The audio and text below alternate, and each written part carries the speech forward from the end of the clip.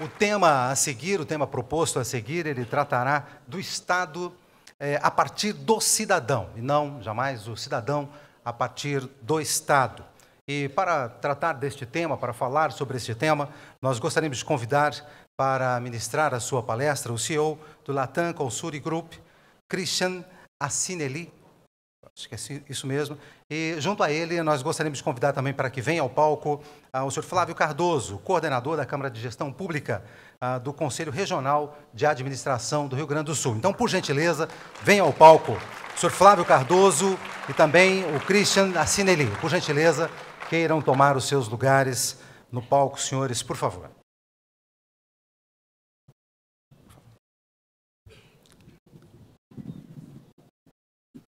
Flávio, para as palavras iniciais, você tem a palavra.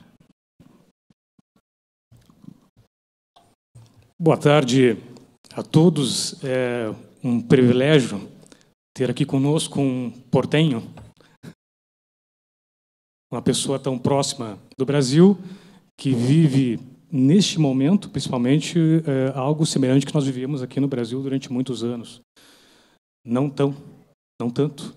Inflação alta, na casa de 2 dígitos, 20% esse ano, né? Nós tivemos 2 dígitos, quase 3 dígitos, no final dos anos 80. E para tratar de um tema que é muito importante, que se relaciona com a participação do cidadão na construção da sociedade. E para discorrer sobre o tema, foi convidado Christian Gonzalo Asinelli, licenciado em Ciência Política pela Universidade Católica da Argentina, com pós-graduação em Economia Urbana na Universidade Torquato de Tella. Concluiu seu mestrado em Administração e Políticas Públicas na Universidade de San Andrés. Foi membro do programa de bolsas de estudo Hubert Humphrey e bolsista Fulbright. Participou do Programa Especial para Estudos Urbanos e Regionais do Massachusetts Institute of Technology, dos Estados Unidos, e atualmente está concluindo sua tese de doutorado em Ciência Política na Universidade Nacional de San Martín. Participou do Programa Executivo da Universidade de Singularidade. Foi selecionado para o Programa Jovens Líderes da América pelo BID em 98, Personnalité d'Avenir pelo Ministério das Relações Exteriores da França em 2006, Programa de Líderes Emergentes da CAF em 2012, Programa de Líderes Internacionais do Ministério das Relações Exteriores em 2015, entre outros reconhecimentos. Ocupou vários cargos executivos e legislativos. Em 2005, foi nomeado diretor nacional suplente do projeto de modernização do Estado no Gabinete de Ministros da Nação.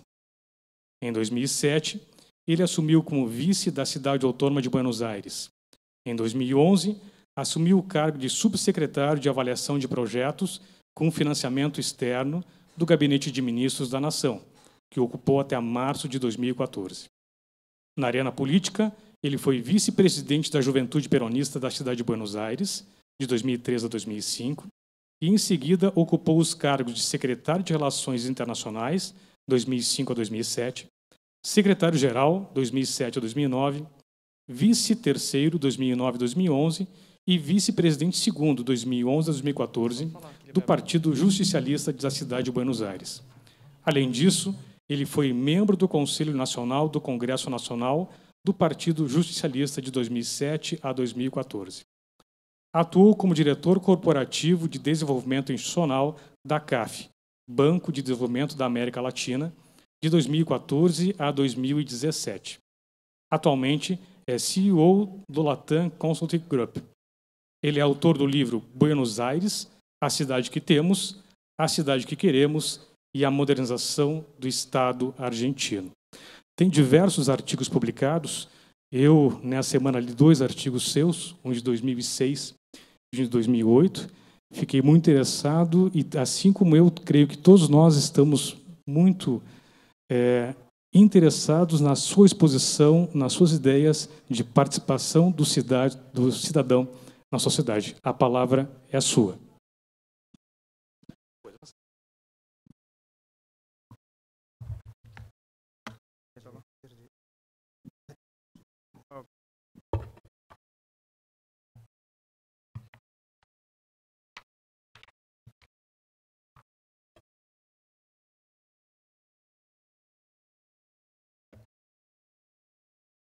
Boa tarde. Eso es lo único que sé en portugués. É a única coisa que eu sei em português.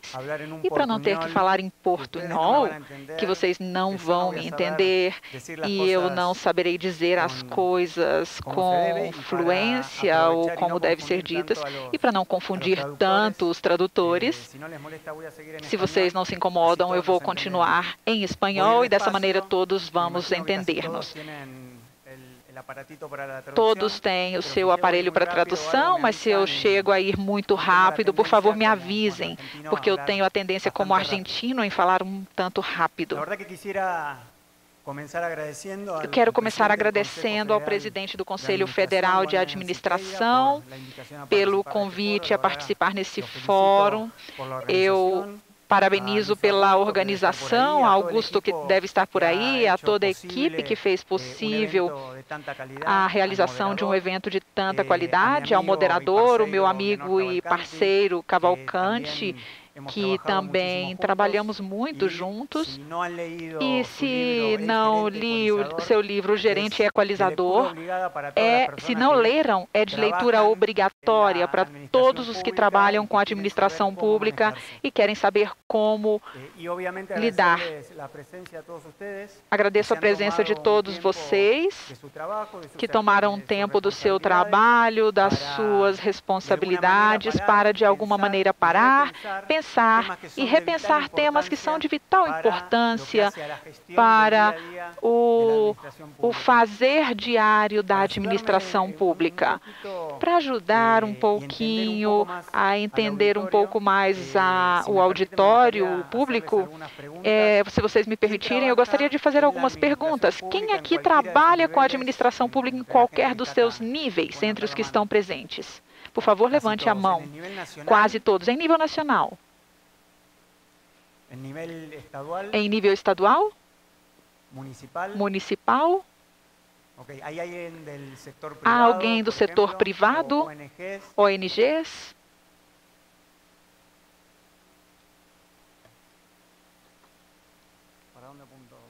Para onde eu devo orientar o sinalizador? Para ali? Bom, eu não poderia perder a oportunidade de perguntar quem vocês querem que ganhe a Copa do Mundo. Vocês sabem quem vai ganhar o Mundial, a Copa do Mundo? E para continuar um pouco com as perguntas e ver o nível de espírito latino-americano, se o Brasil não ganhar, parece que o Brasil vai ganhar. Quem vocês gostariam que ganhasse? A Argentina? Claro. Está o Peru também, a Colômbia, há outros países latino-americanos, mas como argentino, eu não poderia perder a oportunidade de fazer para vocês essa pergunta. Vou aos temas do fórum, que é o que realmente nos convoca aqui.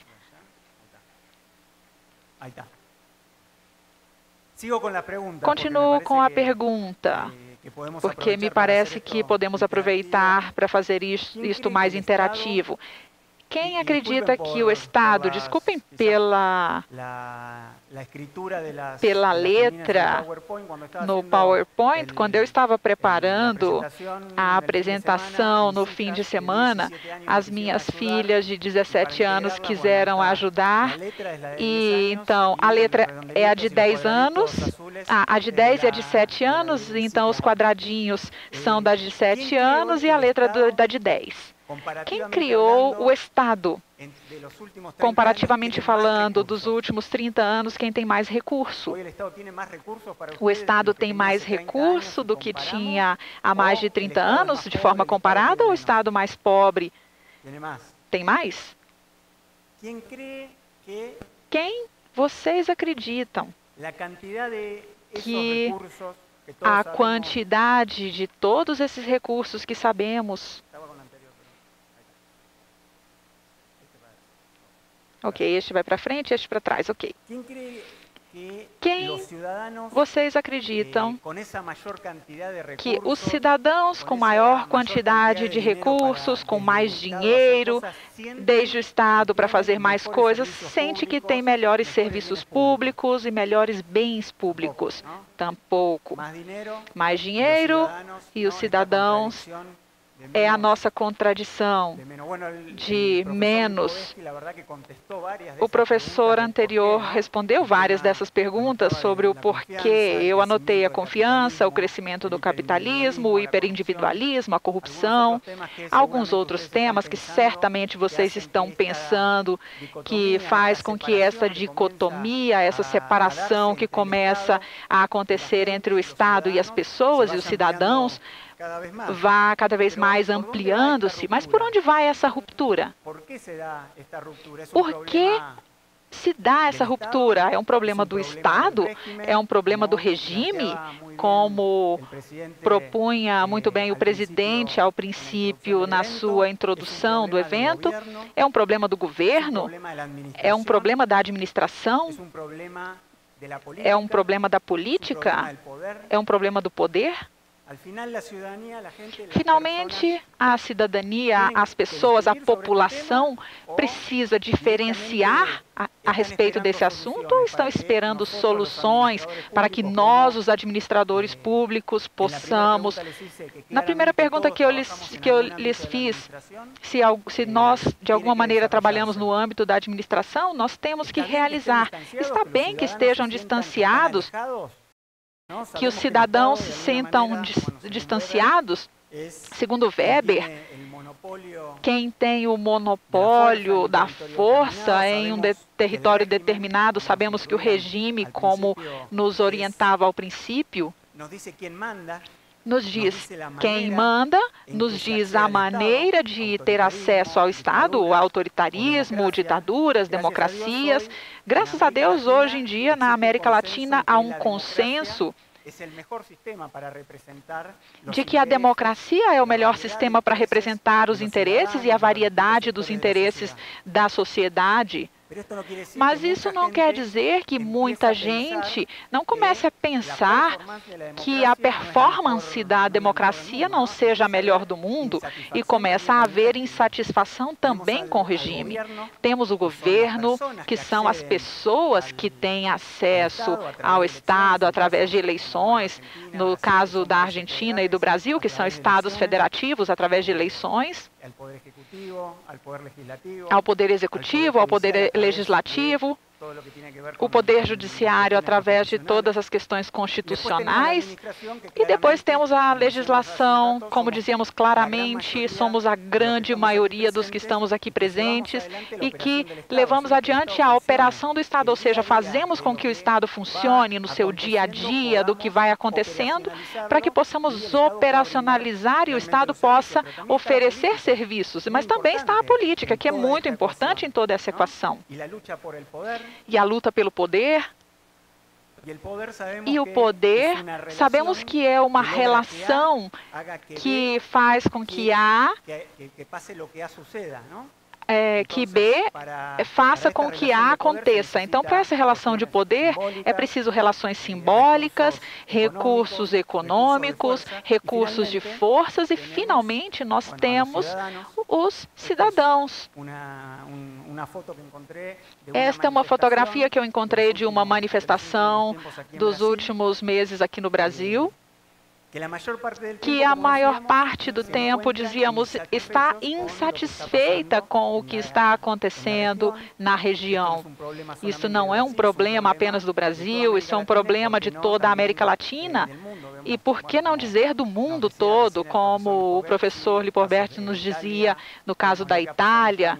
Vemos o que está passando na Espanha até pouco tempo. Nós que somos parte da administração podemos dizer aos cidadãos quando estão chateados e quando propõem todas essas questões, um momento, foram vocês que escolheram o governo. Se vocês elegeram o governo tem o poder para dizer quais são as prioridades da gestão e aonde o Estado tem que se dirigir, até onde a administração deve ir, mas também o governo lava as mãos muitas vezes e, bom, a administração é que não está preparada, não está capacitada, que não trabalha pelos interesses dos demais. E cuidado, que não aconteça o que dizia ao começo, na abertura do evento, que venha alguém e diga, não, o problema não é nem do Estado, nem do governo, o problema é do regime. E já sabemos na história da América Latina o que isto significa. Que venha alguém que diga, bom, eu sozinho posso resolver os problemas. Eu não sei se acontece aqui no Brasil, mas na Argentina, durante a crise de 2001 e recorrentemente, quando o mal-estar dos cidadãos começa a crescer, há uma frase que todos vão embora. As pessoas começam a dizer nas redes sociais, nos meios de comunicação, vamos embora, vamos embora. Isso aconteceu muito em 2001 e isso trouxe uma grande crise política, econômica, social, como todos vocês conhecem. Mas aí é um problema, porque se todo mundo vai, quem vem? São respostas que nós temos que nos fazer a essas afirmações. Então, primeiro, precisamos ter em mente um diagnóstico claro, o mais preciso possível, de quais são os problemas e de quais são as causas desses problemas. Porque acontece que, muitas vezes, em vez de atacar as causas, atacamos as consequências. E o que nós fazemos com isso é ganhar tempo. Tempo até que chegue a próxima crise. Este é um problema que nós, desde a administração, temos a responsabilidade de mudar.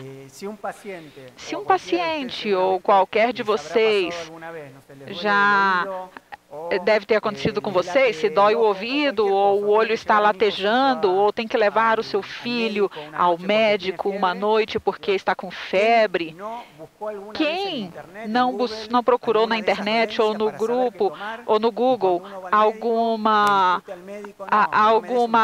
algum diagnóstico, e aí quando você vai ao médico diz para o médico, não, eu não quero só aspirina, eu quero um remédio específico, eu quero um remédio que cure a doença, a enfermidade que está nos afetando. A mesma coisa acontece com o Estado.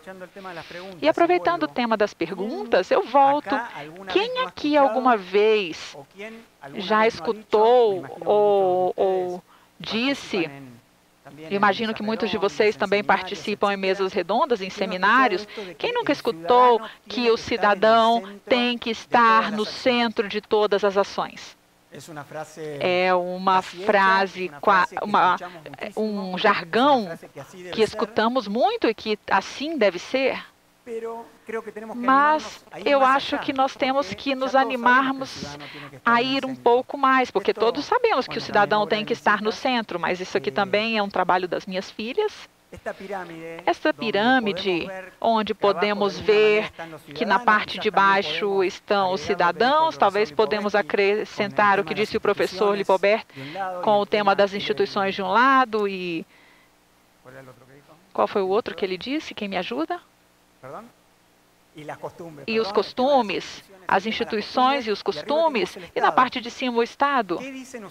O que vocês dizem se nós nos animamos a virar essa pirâmide de cabeça para baixo? E como propõe muito bem na dinâmica e no título da apresentação, que estamos tendo e que vamos falar sobre ela por mais algum tempo, colocar os cidadãos no topo, em vez de ser o Estado. Não a questão de primeiro cidadãos em cima. Talvez seja algo que devemos pensar, que podemos dizer, todos podemos estar de acordo, mas é preciso fazê-lo, é preciso levar isso adiante e, de alguma maneira, trabalhar isso. Mas se vamos a uma questão um pouco mais filosófica, sabemos que antes de ser cidadãos, todos nós somos pessoas. Somos pessoas que temos diferentes indumentárias. Somos eleitores, o dia que elegemos os nossos governantes, mas também somos contribuintes quando pagamos os nossos impostos. Somos trabalhadores, também somos clientes. Se vamos queixar-nos de algum serviço público, também somos pais e mães de famílias, irmãos irmãos e irmãs, etc. Como colocar várias roupas, vários uniformes. Antes de sermos cidadãos ou todos esses papéis, nós somos pessoas. E muitas vezes, como administradores, não nos colocamos no sapato dos demais. Nós não criamos essa empatia e quando as pessoas não nos colocamos no lugar do outro. Então, porque quando não realizamos algum trâmite com a celeridade que eles querem, então esta empatia, este colocar-se no lugar dos demais, que muitas vezes acreditamos que é importante, mas não o fazemos, é uma das maneiras de começar a aproximar o Estado da população. Por quê? Porque nós que estamos aqui, além de tudo, temos um chapéu adicional que eu não coloquei aqui, que é o de funcionário público, de servidores públicos. Essa é uma roupa, é um uniforme muito importante, porque não é um trabalho adicional. É um chapéu que não é atender no banco ou dirigir um táxi, obviamente sem falar mal de outras profissões, mas para trabalhar no Estado, para servir os demais, você tem que ter vocação. E esta vocação é muito importante e esse chapéu de funcionário público faz com que possamos começar de novo, se nos aproximamos à população, fazer uma mudança transformadora. Obviamente, há muitos temas que nós podemos, desde os lugares nos quais nós estamos, trabalhar para melhorar essa relação. Eu acho que há duas questões muito importantes aí que estão ao alcance de todos nós. Algumas também foram nomeadas pelo professor Lipobert. Uma é a liderança. Temos que ter em conta o que fazemos, o que cedemos, como fazemos para que as coisas aconteçam e que tipo de liderança precisamos para que tudo isso que estamos fazendo aconteça. No tema da coordenação, eu também vou tomar o atrevimento de perguntar-lhes quem vocês acreditam que seja bom para coordenar. Levante a mão. Ninguém? Ou vocês acreditam que a coordenação no exercício das nossas tarefas na administração pública seja boa? Talvez venha com um delay a minha pergunta por causa da tradução. Quem vocês acreditam que seja bom para coordenar? Pouca gente? Ah, por aí temos uma mão. Na verdade, a coordenação é fundamental no âmbito da gestão pública. E eu acredito que vocês também devem acreditar que no dia a dia do Estado não se coordena o suficiente, não se encontram os espaços para que os diferentes interesses comecem a colocar nos lugares de quem deveria estar. Obviamente, eu não quero dizer com isto que Eu não quero dizer com isso que isto é uma questão mágica, que apenas a boa vontade, simplesmente dos que estamos presentes, fará com que a coordenação do Estado comece a ser maravilhosa e que tudo aconteça. Mas sim, temos que ter clareza de que, se não colocamos de verdade o foco nos interesses dos cidadãos, com base na ação, é muito difícil que possamos avançar nessa temática. Eu posso garantir-lhes que melhor do que dizer é fazer e melhor que prometer é realizar. E quando, desde a gestão pública dos espaços que cada um de vocês tem para poder melhorar a qualidade de vida dos demais, começam a gerar esses espaços nos quais o Estado e os cidadãos começam a compenetrar-se de novo, obviamente não é fácil. Claro que requer um grande trabalho de coordenação de interesses, de decisões, de aprender a ceder muitas vezes e dizer que não, mas principalmente de colocar o interesse geral sobre os interesses particulares e muitas vezes pensar mais no longo prazo do que em questões de curto prazo. Eu trouxe aqui um exemplo do que aconteceu na Argentina em 2015, que talvez não seja bem um exemplo de coordenação dentro da gestão pública, mas claramente é um exemplo de coordenação de interesses para obter um bem público. No ano 2015, aconteceu por primeira vez um debate presidencial entre candidatos à presidência na Argentina em toda a nossa história. Talvez aqui no Brasil seja diferente, vocês têm essa experiência, mas na história da Argentina, nunca os candidatos a presidente se sentaram em uma mesma mesa para discutir quais eram as políticas que iam realizar, como iam fazer, se estavam ou não de acordo com o que o outro dizia, para além de participar em atos ou em programas de televisão ou plataformas eleitorais, etc. Nunca tinham se juntado e em 2011 estiveram próximos, mas neste momento Cristina Kirchner ganhou com uma distância de 40%, ela com 55%, o segundo com 14%. Então, ela mostrou como havia uma divergência e nós vemos uma quantidade enorme de atores que estiveram presentes nessa discussão sobre o tema do debate presidencial, o comitê executivo, o grupo organizador, os meios, a sociedade, os meios digitais, coalizões da Câmara Eleitoral, uma série de atores que não entravam em acordo a respeito de um bem público que toda a sociedade necessitava.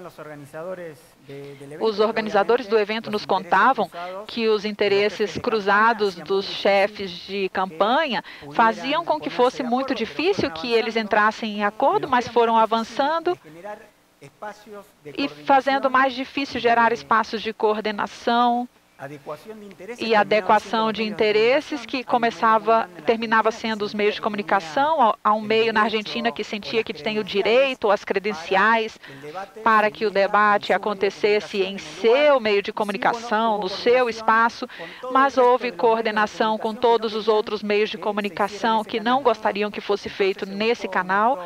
Então buscou-se um ator neutro para fazer um debate na Universidade de Direito da Universidade de Buenos Aires, o que é uma universidade pública.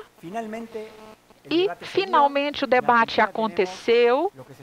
Na Argentina, nós temos uma coisa que chama PASSE, que são eleições simultâneas, prévias, obrigatórias, que faz com que os candidatos de diferentes partidos possam ir à eleição presidencial e precisa tirar um mínimo de 3% para poder ir a competir nas eleições, e de 25 candidatos ficaram 6, e 5 dos 6 candidatos foram para o debate, porque o que estava em primeiro lugar não quis participar, mas a pressão popular e o rating, que o professor dizia que todos podemos dizer que a afirmação é correta sobre que a exceção faz a regra. Talvez por ser uma novidade, o primeiro debate, quando aconteceu e teve o segundo turno, o candidato que não tinha ido no primeiro debate terminou indo e obteve 58%, 58 pontos de rating, que foi o maior, mais do que a final do Mundial, da Copa do Mundo, que os brasileiros estão tão interessados. As pessoas queriam saber o que está acontecendo com a política, eles estão mais interessados em saber sobre isso do que a respeito do futebol. E vocês, nos seus âmbitos de ação, eu estou seguro que vocês sabem dessas coisas e que encontraram com pequenas ou grandes questões a respeito da coordenação. Mas o que eu acho que sim podemos afirmar todos, que para gerar espaços de coordenação são essas a maneira de colocar os interesses do cidadão a serviço deles mesmos. Por quê? Porque muitas vezes termina acontecendo que há agendas paralelas, interesses paralelos, e o que eu vou dizer a vocês, talvez alguém que trabalha no Ministério da Fazenda, que termine tirando o orçamento do Ministério do Desenvolvimento Social e começa esse cruzamento de interesses, conflitos de interesses, para decidir quem dos dois companheiros de trabalho vai a uma exposição, ou quem vai representar o chefe, ou vai apresentar o projeto ao chefe para ser desenvolvido. São ideias que todos acreditamos, ou pelo menos é o que eu penso, que são muito importantes de serem feitas no Estado, mas é importante coordenar, mas na prática não termina acontecendo. Obviamente, isto precisamos fazê-lo para começar a aproximar novamente os cidadãos do Estado, colocá-los no centro. O outro tema que eu acredito que seja muito importante, e eu aproveitei uma fotografia de um encontro que aconteceu no ano 2015 na Fundação Getúlio Vargas com o professor Cavalcante, com as autoridades da Fundação, onde se reuniram líderes da América Latina, de todos os países. Por quê? Porque eu acredito que a liderança é outro tema que cada um de nós tem as condições, quer seja desde um escritório, desde um ministério, desde um gabinete, nos lugares onde participamos na vida pública, no dia a dia, mas principalmente desde a administração pública. Eu acredito que seja uma das questões que podemos trabalhar para, junto com a coordenação, melhorar a relação entre os cidadãos, o Estado, e poder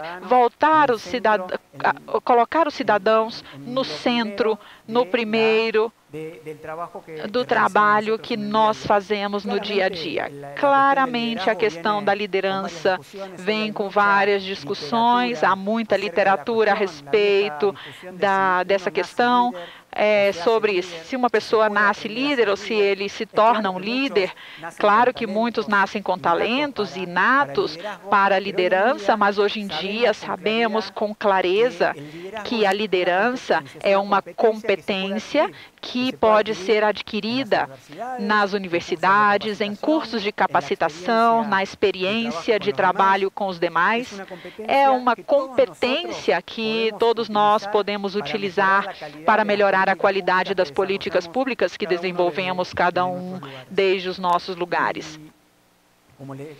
E como o moderador dizia, uma das minhas últimas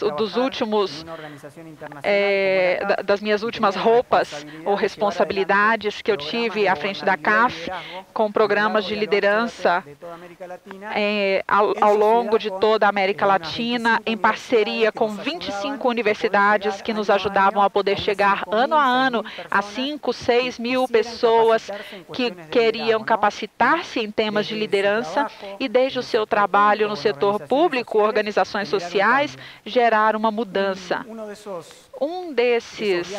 Uma dessas viagens me correspondeu ir a um lugar chamado Buenaventura. Alguém já esteve em Buenaventura?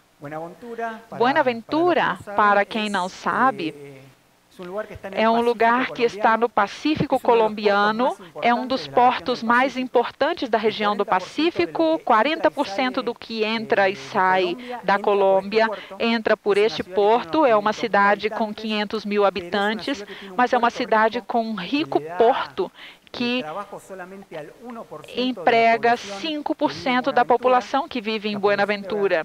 A população tem 70% da população está abaixo da linha da pobreza. Mais da metade da população tem água por apenas 4 horas por dia, ou seja, uma cidade que tem um porto rico, que gera muita riqueza, mas que nem a transporta à população e nem à cidade. E nessa oportunidade que me correspondeu estar em Buenaventura, fui a um programa de capacitação com líderes afrodescendentes, porque é um estado que tem a maioria das pessoas que vivem em Buenaventura são descendentes de africanos. E havia uma série de reuniões e me proporcionaram um espaço de diálogo com jovens empreendedores com uma série de projetos. E uma das garotas que começou a falar e contar o que ela fazia, ela dizia que há 6 anos trabalhava com a infância. E no caso de Buenaventura e de toda essa região de influência, como todos vocês sabem, as crianças muitas vezes eram recrutadas pela guerrilha. Então ela sentia que o trabalho com as crianças era uma parte importante de poder solucionar temas que tinham a ver com a qualidade de vida dos cidadãos. As crianças não tinham que portar armas, não tinham que ir para o exército e nem morrer, mas tinham que estudar, tinham que se capacitar. E ela começa a contar. E nós, justo nesse lugar, tínhamos um programa de liderança. E eu ia dizer a ela, bom, eu acho que seria interessante que você se registrasse nesse programa de liderança. E ela me disse que ela se apresentou para participar e o coordenador disse que não, porque ela não preenchia os critérios. E eu dizia, terra, traga-me. Porque tinha feito todo um relato prévio em que ela claramente era o perfil de líder que a Colômbia e essa região precisava. E o nosso coordenador vem e diga que não, que ela não preenche os critérios. E eu perguntei por que não preenche os critérios. E então eu disse, vou solucionar a questão. E ele me diz que naquele momento de registrar-se, ela tinha 17 anos e um dos requisitos é que tinha que ter 18. Mas essas contas não me fechavam, porque ela dizia que há 6 anos trabalhava com questões da infância. Então ela fez todo um relato que todos ficamos petrificados. A questão é que o coordenador foi convencido e permitiu que ela participasse no programa de capacitação, mas com a condição de que ela viesse com uma pessoa maior de idade, e ela veio com a sua avó de 55 anos, que fez todo o curso também, e o coordenador disse, bom, como você não tem idade suficiente para fazer o exame, você não pode obter o seu título e a credencial de que participou 6 meses no programa. Bom, essa menina teve um ímpeto tão grande que ela conseguiu convencer o coordenador que sim, ela podia fazer a prova. E tudo isso a gente só ficou sabendo depois, claro. Mas quando ela fez a prova, ela tirou a melhor nota de todas as 100 pessoas que faziam naquele momento. E esta anedota que eu lhes conto, que eu pensei que teria um final triste, mas ao final teve um final feliz, eu fiquei pensando nesse momento que como pode ser que muitas vezes nós mesmos, os que estamos aqui, que somos privilegiados, que temos a possibilidade de estar neste momento em coffee break, em relacionar-nos com pessoas de outros ministérios, que podemos ir às melhores universidades para capacitar-nos, projetar um futuro. Como há uma quantidade enorme de pessoas na América Latina, de garotas como esta, que é muito mais difícil para elas avançar e é preciso pensar em sua projeção de futuro no dia a dia. Pensam no que vão comer amanhã, tem que pensar em que a garotada que está no seu projeto não vai para a guerrilha, porque a guerrilha vai dar comida para eles todos os dias. Então, nós, o setor público, nós que temos responsabilidades, temos que estar atentos a essa situação e ser partícipes deste privilégio que todos temos e, de alguma maneira, poder devolver à sociedade isto. retribuir. Temos que exercer nossos papéis de liderança e temos que trabalhar para que haja mais coordenação. E apenas essas duas coisas e outras que vocês acreditem que sejam importantes, mas se coordenamos mais no setor público, se exercemos nosso papel de liderança com mais força, sabemos que há muita gente é muito mais difícil e que nós temos em nossa mão o chapéu do poder que, quando pela manhã vamos ao trabalho como servidores públicos, com esse chapéu podemos mudar a vida das pessoas. Eu acho que vamos começar a fazer uma transformação realmente importante. Obviamente que para isso eu não trago receitas, todos somos colegas, entre todos nós podemos estar de acordo nisso e em outras coisas que podem ajudar a melhorar a aproximação dos interesses do cidadão para colocá-los em primeiro lugar sobre os interesses particulares, mas eu gostaria de dizer duas coisas apenas. Duas reflexões que eu acredito que são interessantes e que vêm do aprendizado dos diferentes lugares por onde eu passei. Uma tem a ver com a minha passagem pela política, como apresentou o moderador. Um líder político muito importante do meu país dizia que a experiência própria na política chega tarde e custa caro. E que geralmente ela é professora dos tolos. E dizia que na política o que deve ser feito é aprender com os erros dos demais para não voltar a cometê-los e aproveitar a experiência alheia para buscar não cometer os mesmos erros e aprender as coisas boas. Bom, esta é uma imagem na qual simplesmente eu gostaria de expressar que aquelas pessoas que têm experiência, que podem nos ajudar e que podem sinalizar o caminho e transmitir, como o professor Lipovetsky dizia, uma série de valores, aprendizagem, questões que nos podem ajudar a melhorar o nosso trabalho na gestão pública. Temos que aproveitá-lo, não temos que deixar passar. Temos que tomar isso como vantagem, não só porque somos mais jovens, dizer, tem uma verdade, vocês não sabem o que acontece nas redes sociais, não entendem o que acontece com a pós-modernidade e uma série de coisas que todos vocês conhecem. Então, o que eu estou propondo aqui é copiar modelos, não copiar modelos que venham como um enlatado. Vocês já devem ter tido algum tipo de experiência de que algum organismo internacional trouxe uma experiência do Congo que funcionou muito bem num bairro e traz para vocês funcionários públicos que vai solucionar os seus problemas de coordenação. Não, o que eu estou propondo é que aproveitemos a experiência de outros, que tomemos esses exemplos. As novas tecnologias nos permitem conectar-nos com o que está acontecendo no município ao lado, na cidade do outro continente, e aproveitar essa experiência para coordenar mais e para exercer o nosso papel de liderança. Eu acho que isso é fundamental. O outro tema, para já ir terminando, e que eu acho que todos vocês conhecem, são os 4 princípios que moveram o Papa Francisco em toda a sua vida, quando ele foi crescendo, e que hoje em dia ele utiliza para o governo da Igreja. O primeiro é que o tempo é superior ao espaço. O tempo é maior que o espaço, isso nos permite trabalhar em longo prazo, não estar obcecados por resultados imediatos. Não significa que temos que fazer tudo lento, que é mais importante para ele olhar além e privilegiar aqueles processos no tempo que realmente vão gerar processos de transformação.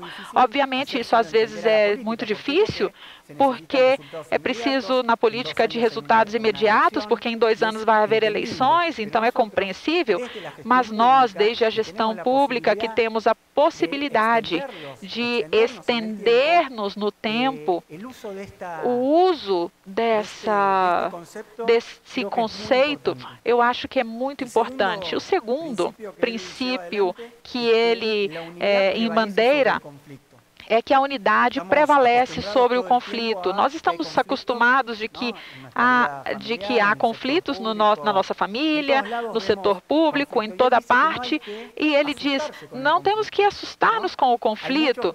Há muitos que, frente a situações de conflitos, o que faz é lavar as mãos, virar para o lado e deixar passar. Há outros que, quando há uma situação de conflito, se mete tão dentro que se perde nessa dinâmica e termina levando suas próprias inseguranças às instituições, e ele acha que há uma terceira, melhor maneira de solucionar o problema, que é tomar os conflitos, solucioná-los e transformá-los em um elo nessa cadeia de transformação. Nós precisamos, no setor público, pessoas que se animem a estar sobre os conflitos, para além dos conflitos, e poder olhar maneiras de solucionar os problemas. O terceiro princípio é que a realidade é mais importante que as ideias. De novo, quero dizer que as ideias não quero dizer que as ideias não são importantes, porque na verdade o Papa Francisco disse que as ideias precisam ir sendo geradas. É preciso evitar que a ideia supere a realidade. Com isso, o Papa foi muito crítico da própria igreja. Ele disse aos padres que não sejam funcionários, mas que sejam pastores, que tenham cheiro de ovelha, que não sejam teólogos de gabinete, de escritório, que estão sentados nos seus castelos de cristal, mas que possam ir às ruas e que compreendam os interesses das pessoas e que atuem. O quarto princípio, para finalizar, é que o todo é superior à parte. Isso significa que nós precisamos, sim, olhar o global para não cair na mesquinhez do dia a dia, mas, por outro lado, ter os pés na terra, ter raízes. Ele exemplifica com uma figura da geometria, que é uma esfera. Ele disse que a esfera não é maior que a soma das partes, porque cada um dos pontos da esfera é equidistante com o centro. Então, ele nos propõe com isso que o melhor é o poliedro, essa figura geométrica que reflete a confluência de todas as parcialidades que cada um de nós pode ter e que faz com que, igualmente, conservemos a integridade. Então, colocar o ser humano no centro é entender que estamos frente a pessoas, e voltando novamente a dos desenhos das minhas filhas, que eu coloquei ao princípio, nós estamos diante de pessoas e temos que entender que são mais que cidadãos e que, como gestores, servidores públicos que temos esta vocação, temos a obrigação e também a responsabilidade de vê-los em todas suas facetas, não apenas como cidadão. E primeiro colocar diante de nós, diante do desafio de entender e compreender e saber que os seus interesses são os mais importantes e que temos que atuar de acordo com esses interesses, é um desafio, como dizia ao princípio o presidente, que é transformador de nós mesmos e é transformador também do Estado através de nós. Muito obrigado. Graças.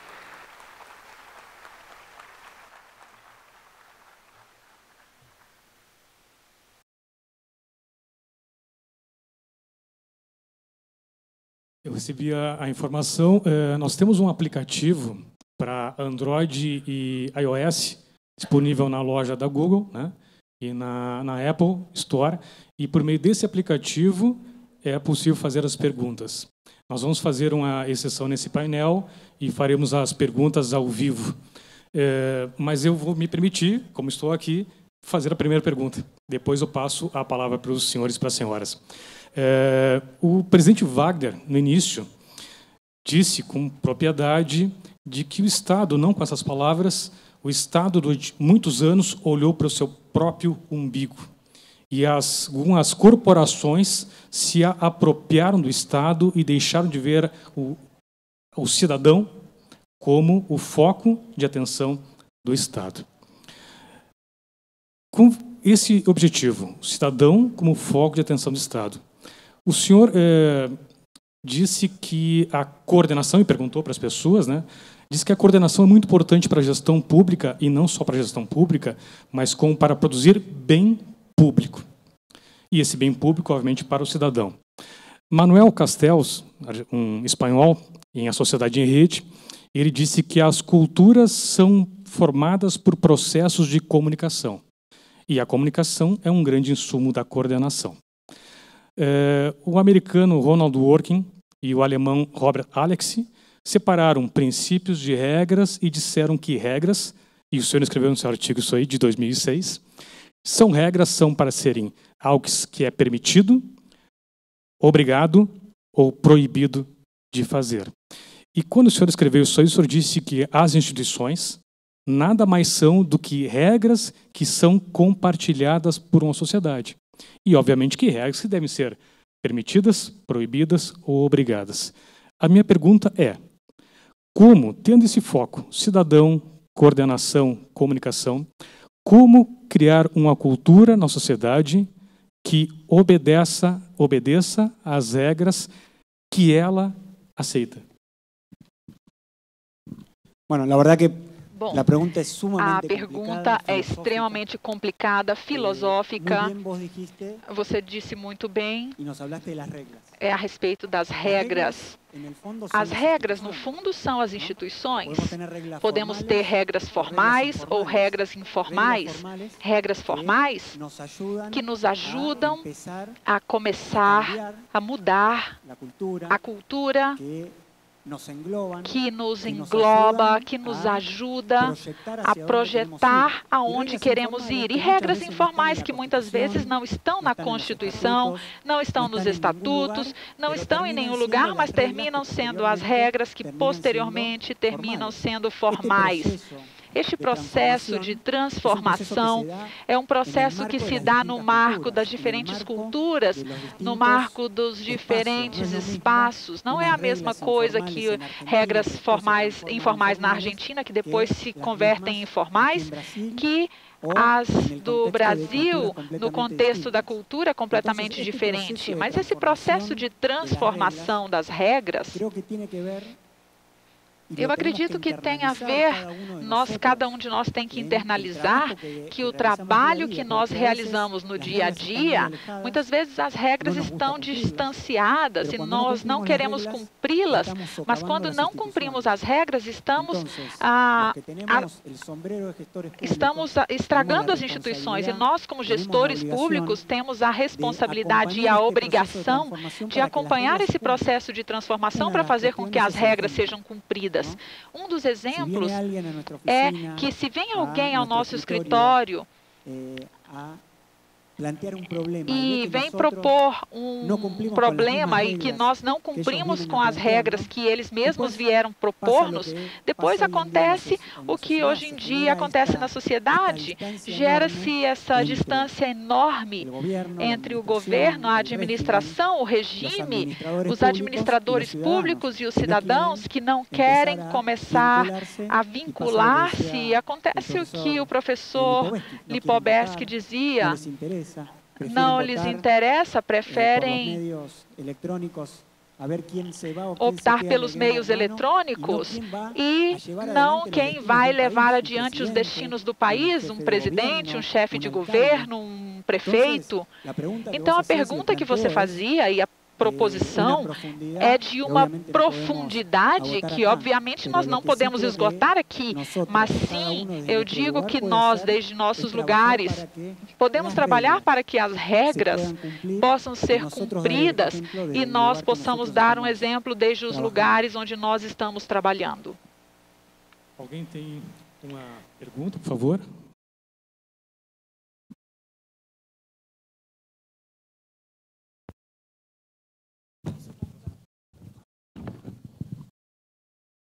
Alô, boa tarde. Meu nome é Daniel. A pergunta é a seguinte. A gente está numa sociedade em que a cultura é mais voltada para o indivíduo. O indivíduo hoje, se ele quiser fazer uma operação de crédito, ele entra na internet, faz uma operação de crédito de maneira autônoma. Se ele quiser imprimir um boleto para pagar uma conta, ele entra na internet e faz isso. A gente está no momento do autosserviço. em que o cidadão não precisa de intermediário para fazer aquilo que ele quer fazer na velocidade que ele quer fazer. E talvez esse movimento tenha provocado no cidadão uma dificuldade enorme de encontrar representatividade em outros elementos, em outras lideranças. Numa sociedade voltada para o indivíduo, em que ele tem autonomia para executar aquilo que, de certa forma, é o melhor para ele, na velocidade que ele quer, faz com que se torne mais difícil ainda a gente mudar o mundo por leis ou por decretos. Então, como gerenciar o Estado, como o gestor público deve pensar essa nova sociedade, esse novo conceito em que o indivíduo é autônomo, em que ele não tem mais uma fortaleza e uma necessidade de ter a figura de um intermediário, de um representante, onde ele mesmo faz as coisas na velocidade, no tempo e do jeito que ele quer. Como o gestor público tem que lidar com isso, vendo esse novo cidadão como sendo o cidadão, cliente autônomo do Estado. Muchas gracias, excelente pregunta também. Excelente pergunta também, de uma raiz também muito filosófica, que dá para discutir um seminário inteiro. Você disse de um seminário que o indivíduo começa a utilizar tecnologias para mediar sua relação com o Estado. Pensemos que talvez nós, com nossos avós, quando começamos a fazer uso da tecnologia, a tecnologia era para dar mais tempo livre. Compravam uma lava-roupas para não ter que lavar a mão, ou talvez uma lava-louça para não ter que lavar as louças. Então, isso começou a ajudar-nos a ter mais tempo de lazer. Hoje, a tecnologia gera o contrário. Quem não está todo o tempo vendo o que acontece no WhatsApp, ou que não está conectado pelas noites e não desliga o telefone, e quem não fica vendo o que está acontecendo nas redes sociais, no Facebook? Então, hoje, a tecnologia, em vez de ajudar-nos a ter mais tempo livre, na verdade, ela está nos ocupando mais. E este nível de ocupação se dá também na relação e na mediatização, a mediação nossa com o Estado. Mas nós não temos que nos esquecer que quando as cidades começaram, que o ser humano, quando começou a se agrupar, é porque precisava viver em comunidade. Hoje, talvez as comunidades terminam sendo comunidades mais no sentido das redes, mas é uma comunidade onde não temos um contato real, onde não temos um contato cara a cara. Podemos conhecer a um montão de gente que está nas nossas redes sociais, há um montão... E até ter pensamentos com relação a essas pessoas que eu nunca vi o rosto delas. Então, de novo, talvez este seja um desafio, e eu deixo proposto dessa maneira. Como podemos nós, desde os nossos lugares, para promover a mudança, porque podemos terminar num lugar onde ninguém com ninguém, onde a relação Estado e sociedade, Estado-cidadão, que de alguma maneira sabemos que está tão fragmentada, possa começar a acontecer também entre as pessoas, entre os cidadãos. Hoje talvez isso pareça ser uma loucura. Talvez há muitos anos, quando o homem foi à Lua, ou quando acreditávamos que poderíamos falar com um celular por videoconferência com alguém que víamos nos filmes. Bom, talvez pode começar também a acontecer no futuro que a comunicação entre os cidadãos também fique interrompida. E está em nós o poder de começar a gerar uma mudança, um caminho alternativo a essa situação. Já recebemos o aviso. Por favor. Felicitaciones por su presentación. En su última presentación, usted mencionó, y me causó un poco de extrañeza, la diferencia entre ciudadanos, contribuyentes y personas. ¿Serían conceptos diferentes? en la gestión del Estado con la sociedad o es la misma cosa? El planteo era A proposta que todos nosotros, era antes que de ser todos nós, ciudadanos, antes mesmo de sermos cidadãos, contribuintes, eleitores, pais, mães, nós somos pessoas. É uma questão de origem filosófica, desde onde começamos a ver a relação entre nós. Não importa que estejamos com a roupa de administrador público e de outro lado esteja outra pessoa no papel do eleitor ou do contribuinte. De alguma maneira está tudo conectado. Essa é uma maneira muito diferente de gerar uma interação com os demais. Se pensamos que são eleitores, contribuintes, é uma coisa, mas se atrás de tudo isso há uma pessoa que tem os mesmos problemas que nós temos e vamos à nossa casa e tem as mesmas percepções, talvez, da relação do Estado, da sociedade, do porquê dessa ruptura, temos que nós ver nos demais um espelho de nós mesmos, colocar-nos no lugar dos outros e gerar empatia. Não tem a ver com que são todas coisas diferentes, são conceitos que estão em uma mesma pessoa. Hoje estou aqui e no meu papel de palestrante, uma hora atrás eu estava no meu papel de audiência, mas os dois somos iguais, somos pessoas. Em nossa interioridade, a partir do entendimento disso, eu acredito que vamos realmente poder fazer mudanças. Não olhar o outro como se fosse um inimigo, ou eu te atendo de 8 da manhã às 3 da tarde porque este é o horário de atendimento ao público. Não. É uma pessoa que vive o dia a dia e precisamos gerar uma relação diferenciada. Quando entendamos isto e a profundidade disso, vamos poder ver o outro de outra maneira e atuar em consequência disso. Bom, agradecemos a sua palestra, as suas provocações, porque a provocação faz refletir e a reflexão faz a pessoa evoluir. Eu devolvo, então, agora a palavra para a cerimonialista para encaminhar o encerramento do painel. Ok, Christian, muito obrigado pelas suas contribuições. O CFA agradece imensamente a sua vinda até o Brasil, até o Fórum CFA de Gestão Pública. Mediador também, presente da mesa, Flávio, muito obrigado. Em nome do CFA, a gente pede que o senhor entregue um mimo, uma lembrança, para que Christian não esqueça do Fórum CFA de Gestão Pública. Aplausos para eles.